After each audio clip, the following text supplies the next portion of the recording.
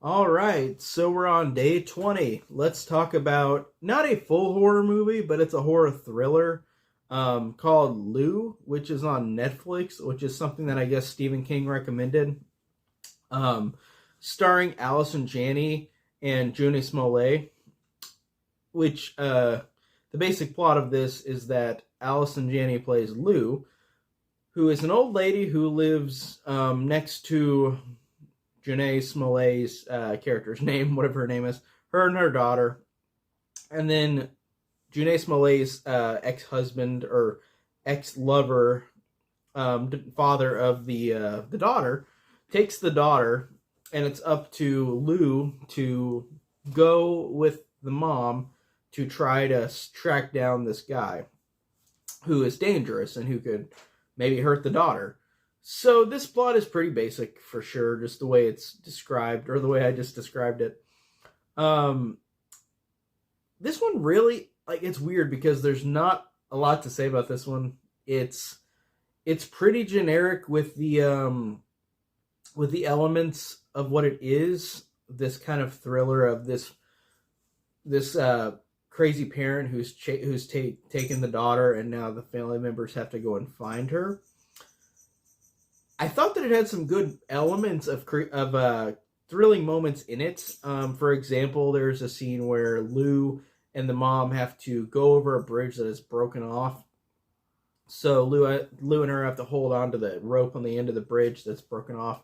But Lou has one arm that's already damaged, so it's a lot of them almost falling and then falling into something else and then falling into something else into a waterfall kind of thing, which I liked. I thought that was effective.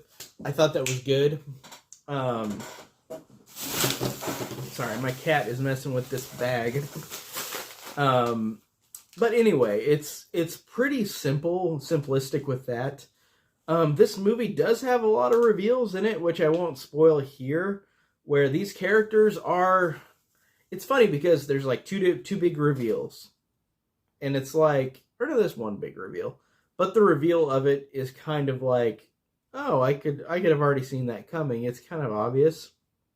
It wasn't badly executed, but it worked okay for what the movie was going for.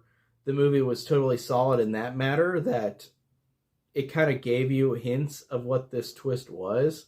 But whenever the twist happens, I'm like, yeah, it's fine. But it honestly didn't feel like the trajectory of the movie was completely changed in terms of how they set it up.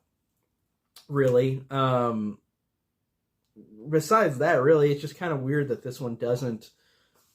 It has the big twist in it, but it's not anything that really completely made me go. Like I thought it was interesting, but I was like, that doesn't really affect the whole plot of the story. I mean, I understand it, but it's like it kind of felt like it was a too little, too late kind of ordeal. Um, which isn't always a bad thing. Like I said, this one is totally serviceable. It's totally fine, but it's just definitely one I'm going to forget. It had some beautiful shots in it. It was a really beautiful movie.